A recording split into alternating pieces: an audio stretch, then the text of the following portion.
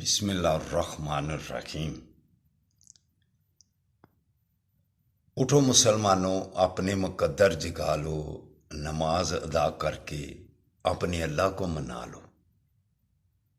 کھول کے دیکھ چشم دل، آتا ہے لطف کیا نماز میں، ہر طرف آتا ہے نظر نور خدا نماز میں۔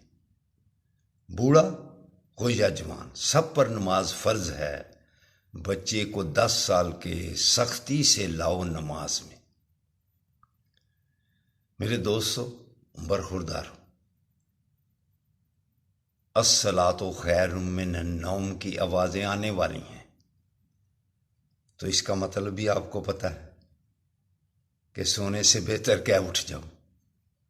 حی علی الصلاح، حی علی الفلاح، کہ فلاح کا راستہ سونا نہیں ہے، اٹھ کر اللہ کے آگے گردنیں جھکانا ہے۔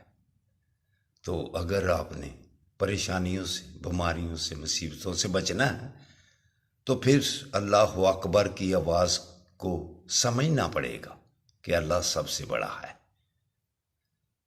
تو اٹھ جاؤ۔ اگر صحت بھی صحیح رکھنی ہے، پریشانیوں سے بھی بچنا ہے، تو پھر آپ کو اللہ کے آگے گردنیں جھکانی پڑیں گی، اور اپنے معاملات انشاءاللہ تعالی پھر ٹھیک ہو جائیں گے۔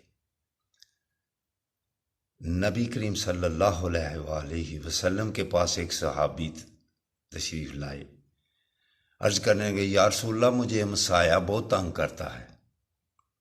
میرے آقا صلی اللہ علیہ وآلہ وسلم نے کیسا پیارا جواب دیا کہ جیسے وہ کر رہا ہے آپ نے ایسے کرنا۔ تو میرے دوستو، اگر کوئی دوسرا کر رہا ہے آپ سے زیادتی، تو اگر آپ نے بھی زیادتی کر دی تو پھر تو دونوں برابر ہوگی۔ اگر ایک آپ کو گالی نکال رہا ہے، سخت لہجہ ہے، تو آپ بھی اس کو گالی دیں گے۔ میرے دوستو، حکمت عملی سے کام لیا کرو، ایسے پھر دونوں ہی ایک ہو جاتے ہیں۔ دونوں ہی